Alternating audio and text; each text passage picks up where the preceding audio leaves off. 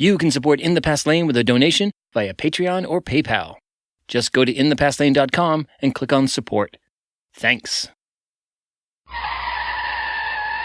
Whoa, hit the brakes. You've arrived at the #1 drive-by for American history. Welcome to The Pit Stop.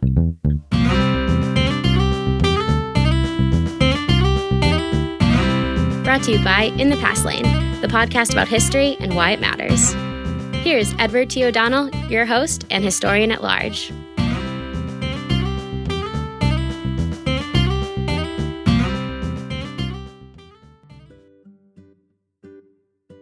Hi everyone, welcome to The Pit Stop, your Monday morning source for history on the go in just about 5 minutes.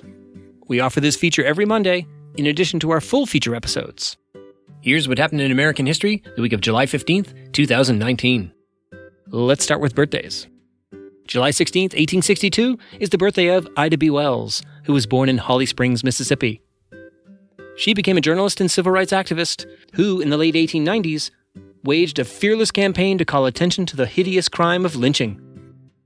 Lynching was one of the primary ways in which white supremacists stripped away the civil rights of African Americans.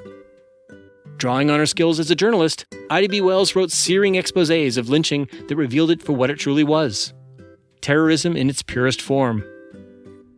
Ida B. Wells once said, "One had better die fighting injustice than die like a dog or rat in a trap." July 17th is the birthday of Elbridge Gerry, who was born in Marblehead, Massachusetts in 1744. Gerry was a diplomat and holder of many political offices, including vice president. But he's best known for the fact that his political rivals used his name to describe the process of creating highly partisan electoral districts way back in 1812. We know this process as gerrymandering.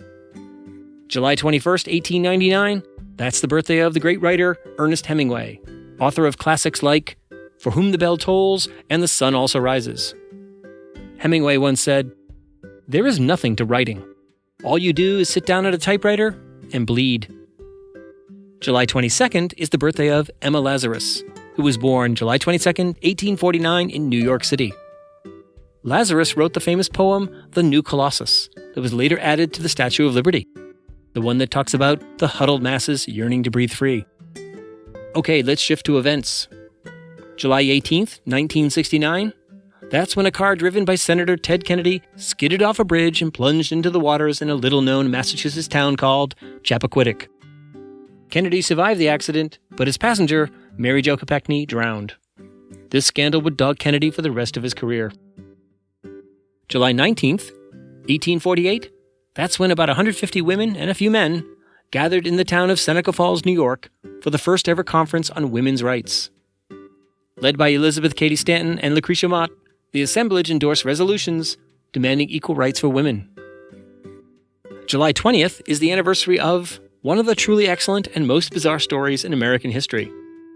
That's when, in 1801, the residents of the town of Cheshire, Massachusetts, sent a mammoth cheese to President Thomas Jefferson in honor of his support of religious liberty. How mammoth was this cheese? It weighed 1,230 pounds. Mammoth indeed. July 20th, 1969, that's when Neil Armstrong of the Apollo 11 space mission became the first man to walk on the moon. His famous words as he took that step were, "One small step for man, one giant leap for mankind." Okay, time for the last word. With all the talk these days about immigration, let's give it to Emma Lazarus. Here are the key lines of her famous poem about the Statue of Liberty.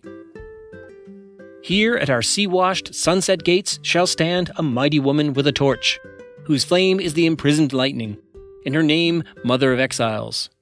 From her beacon hand glows worldwide welcome. Her mild eyes command the air-bridged harbor that twin cities frame. Keep, ancient lands, your storied pomp," cries she with silent lips. "Give me your tired, your poor, your huddled masses yearning to breathe free. The wretched refuse of your teeming shore. Send these, the homeless, tempest-tossed, to me. I lift my lamp beside the golden door." Okay, people, that's your history fix for the week. Now put it in drive and go make your own history.